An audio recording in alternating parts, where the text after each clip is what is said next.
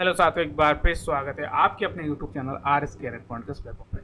आज हम बात करने वाले जीके फर्स्ट पेपर। ठीक है, जीके फर्स्ट पेपर अब डिपेंड करता है आप किस एग्जाम की तैयारी कर रहे हो। आप चाहे फर्स्ट ग्रेड की तैयारी करें, यहाँ पर जो फर्स्ट पेपर होने वाला है वहाँ पर ये आपको देखने को मिल जाएगा। सेकंड ग्रेड की तैयारी करें तो वहाँ पर भी आपको फर्स्ट पेपर में देखने को मिल जाएगा। और थर्ड ग्रेड की तैयारी करें तो थर्ड ग्रेड का देखो एक पेपर ही आपको देखने को मिलेगा और उसी पेपर में आपको पार्ट वाइज आपको यहाँ पर देखने को मिलेगा। तो यहाँ पर 80 नंबर का वेटेज आपको खेले यहाँ से मिलता है। तो कहीं ना कहीं इंपॉर्टेंट होने वाले ये क्लास किन किन के लिए, फर्स्ट ग्रेड के लिए, सेकंड ग्रेड के लिए और थर्ड ग्रेड रीड मेंस के लिए भी ये क्लास काफ़ी इंपॉर्टेंट आपको होने वाली। तो उसी के रिगार्डिंग हम बात करेंगे इसमें कौन कौन से प्रश्न आपको देखने को मिलेंगे। तो देखो, सितंबर में जो सेकंड ग्रेड का एग्जाम होने वाला है उसी के रिगार्डिंग एमसीक्यू सीरीज हम लेकर के आए, जिसमें लगभग 2000 के आसपास क्वेश्चन हम सितंबर के पहले यहाँ पर हल करने वाले। और राजस्थान जीके यानी राजस्थान का भूगोल आपको देखने को मिलेगा, कला संस्कृति आपको देखने को मिलेगी, साथ में यहाँ की जो प्रशासनिक व्यवस्था है, जो यहाँ का संवैधानिक प्रावधान है राजस्थान के लिए, वो भी आपको यहाँ पर देखने को मिल जाएंगे। तो कुल कहा जाए तो ये जो आपका फर्स्ट पेपर है, फर्स्ट पेपर को आपको यहाँ से पूरा कंप्लीट देखने को मिल जाएगा। और ये मान के चलिए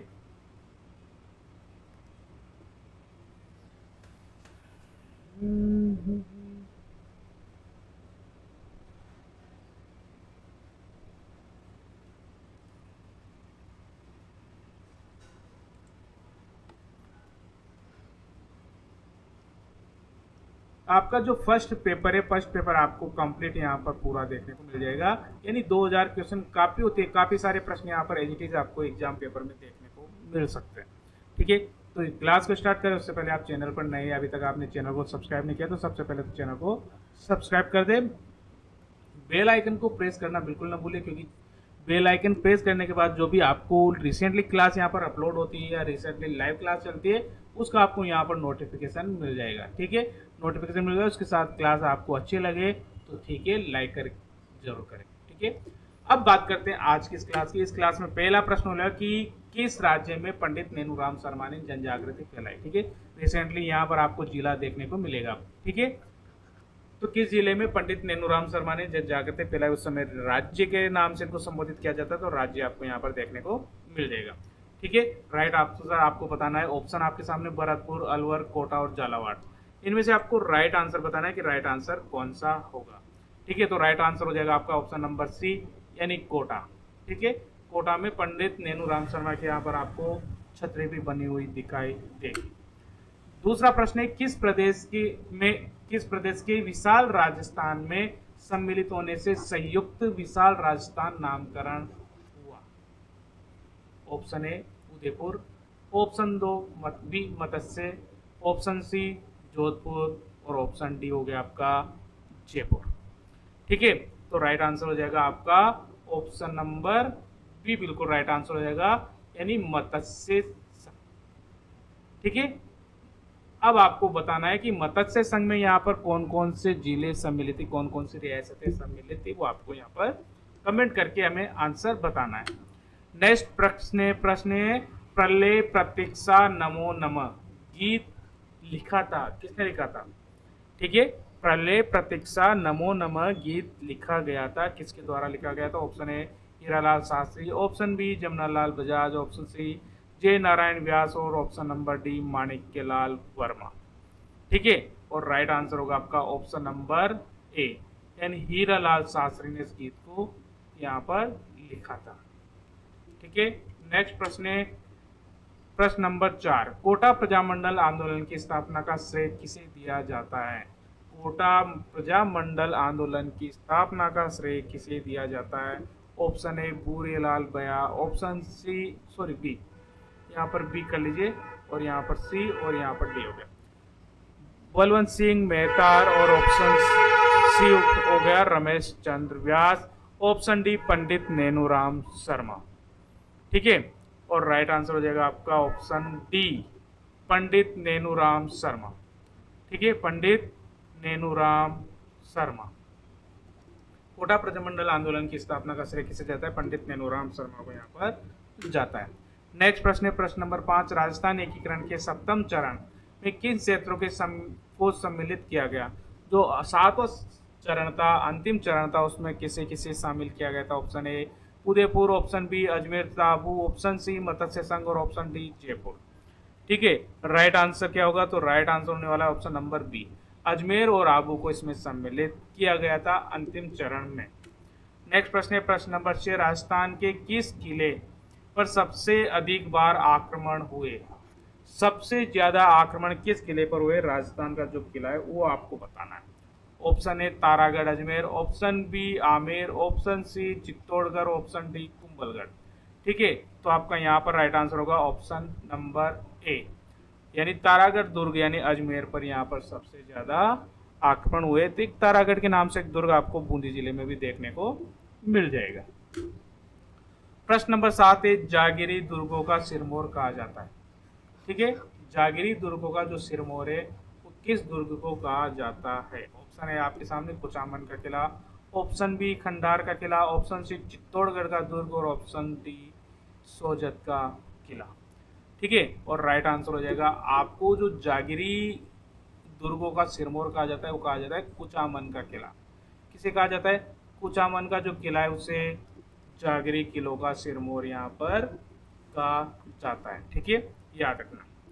नेक्स्ट प्रश्न है प्रश्न नंबर 8, दुर्ग और दुर्ग का नाम परिवर्तन हुआ है, वो आपको बताना है कि इसमें से कौन सा असुमेलित है, कौन सा गलत है, कौन सा रॉन्ग है। ठीक है, चित्तौड़गढ़ दुर्ग खिजराबाद, ऑप्शन बी में गागरोन दुर्ग मोमिनाबाद मिल जाएगा, ऑप्शन सी सिवाना दुर्ग खेराबाद और ऑप्शन डी हो गया आपका जालोर और Jalalabad.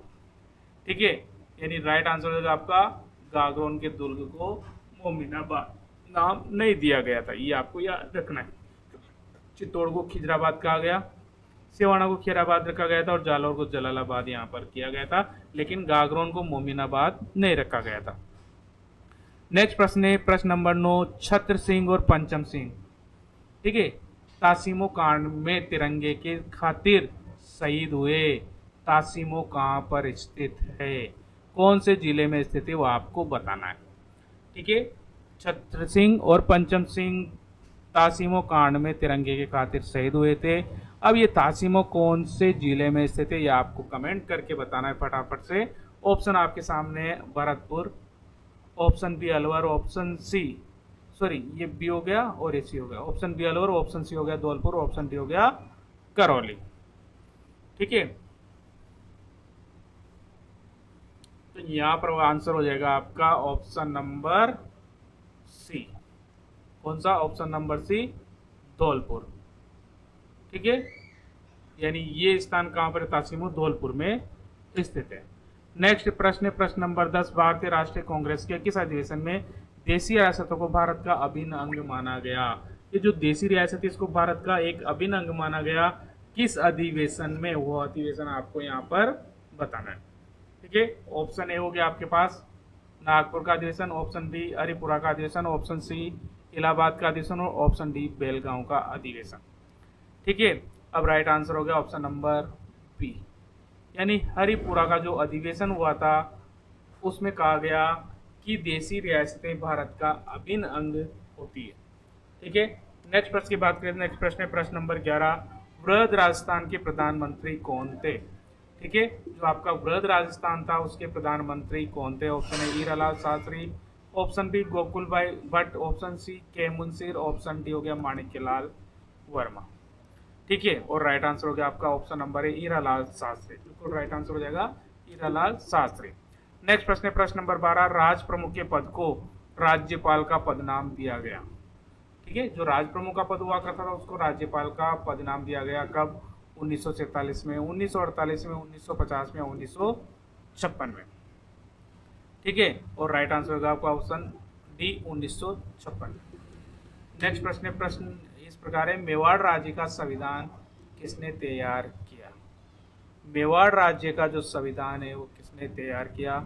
Option A doctor Ambedkar ने, ऑप्शन बी BN राव ने, ऑप्शन सी माणिक्यलाल वर्मा ने और ऑप्शन डी होगा KM मुंशी। ठीक है, तो राइट आंसर हो जाएगा आपका option number D, KM Munshi ने मेवाड़ राज्य का संविधान तैयार किया था। नेक्स्ट प्रश्न है प्रश्न नंबर 14, मत्स्य संघ के अंतर्गत निम्न में से कौन सी देसी राज्य या देसी रियासतें सम्मिलित है? ऑप्शन ए में Alwar, Bharatpur, Dholpur, Karauli. Option B Jaipur, Jodhpur, Bikaner, Jalore. Option C Bhilwara, Bundi, Kota, Jhalawar. और ऑप्शन डी डूंगरपुर, बांसवाड़ा, प्रतापगढ़। और राइट आंसर हो जाएगा आपका option number A, Alwar, Bharatpur, Dholpur. ठीक है, इनको मत्स्य संघ में शामिल किया गया था। नेक्स्ट प्रश्न है प्रश्न नंबर 15। किस दुर्ग स्थापत्य की प्रमुख विशेषता है कि किले के बाहर से चलाए गए तोप के गोले किले को क्षति पहुंचाए बिना सीधे ऊपर से निकल जाते हैं? ठीक है, यानी कौन सा ऐसा दुर्ग है जिस किले के बाहर से यदि तोप के गोले चलाए जाए तो बिना क्षति पहुंचाए सीधे निकल जाते हैं ऊपर से? कौन सा दुर्ग है ऐसा? Option A Gagron, option B Nagaur का किला, ऑप्शन सी बटनेर का दुर्ग और ऑप्शन डी मेहरानगढ़। ठीक है, और राइट आंसर होगा आपका ऑप्शन नंबर बी, नागौर का किला। ठीक है, नागौर का किला। नेक्स्ट प्रश्न है प्रश्न नंबर 16। राजस्थान के किस दुर्ग के दरवाजे पर जयमल, मेड़तिया व पत्ता सिसोदिया गजारूढ़ मूर्तियां स्थापित की गई है? ऑप्शन ए चित्तौड़गढ़ दुर्ग, option B Kumbhalgarh, option C Junagarh और डी में उपयुक्त सभी। तो राइट आंसर हो जाएगा आपका ऑप्शन नंबर सी, जूनागढ़ के दुर्ग में। नेक्स्ट प्रश्न है प्रश्न नंबर 17। राजस्थान एकीकरण में भरतपुर, धौलपुर रियासतों पर जनता की राय जानने के लिए कमेटी का गठन किया गया था। ठीक है, जब राजस्थान का एकीकरण हुआ तो भरतपुर, धौलपुर इन रियासतों पर जनता की जो राय जानने के लिए कमेटी का गठन किया गया था, उस कमेटी में कौन सम्मिलित नहीं थे वो आपको बताना है। इनमें कौन सम्मिलित नहीं थे? Option A doctor Shankar Rao Dev, option B Prabhudayal, option C R S Saini और ऑप्शन डी आर के सिद्धावा। ठीक है, और राइट आंसर हो जाएगा ऑप्शन आर के सैनी। ठीक है, तो देखो डॉक्टर शंकर राव देव ये सम्मिलित है, प्रभुदयाल भी यहाँ पर इसमें सम्मिलित है और आर के सिद्धावा भी यहाँ पर सम्मिलित है। कौन नहीं था? तो आर एस सैनी यहाँ पर सम्मिलित नहीं थे। नेक्स्ट प्रश्न है प्रश्न नंबर 18। हीरालाल शास्त्री ने सितंबर 1942 में किसके साथ जेंटलमैन एग्रीमेंट किया था? ठीक है, इंपॉर्टेंट प्रश्न है, एग्जाम में इट इज पूछा जाता है। Option A Mirza Hussain, option B Mirza Ahmad, option C Mirza Ismail, option D Mirza Iqbal. ठीक है, और राइट आंसर हो जाएगा आपका option number C, Mirza Ismail के साथ जेंटलमैन एग्रीमेंट किया था हीरालाल शास्त्री ने। नेक्स्ट प्रश्न है प्रश्न नंबर 19। ठीक है, प्रश्न नंबर 1919 में दिल्ली, सॉरी ऊपर देखो इसको, 1919 में दिल्ली, ठीक है, दिल्ली के चांदनी चौक में स्थित मारवाड़ी पुस्तकालय में, कौन से पुस्तकालय में? मारवाड़ी पुस्तकालय में राजपुताना मध्य भारत सभा की स्थापना की गई थी। किसके द्वारा की गई थी वो आपको बताना है। Option A Jai Narayan Vyas, option B Hiralal Shastri, option C Jamnalal Bajaj, option D Arjun Lal Sethi. ठीक है, और राइट आंसर होगा option number B, Hiralal Shastri के द्वारा ये स्थापना की गई थी। नेक्स्ट प्रश्न है प्रश्न नंबर 20। मुगल बादशाह औरंगजेब ने अपने पराजित भाई तारा सिको को किस दुर्ग में कैद रखा था? Option A Nibrana Durg, option B Bangarh Durg, option C Kakarwadi Durg और ऑप्शन डी राजौरगढ़ दुर्ग। ठीक है, और इसका राइट आंसर हो जाएगा आपका काकड़वाड़ी दुर्ग में। ठीक है, तो ये थे आज की क्लास और इसमें लगभग 20 प्रश्न मैंने यहाँ पर हल करवाए।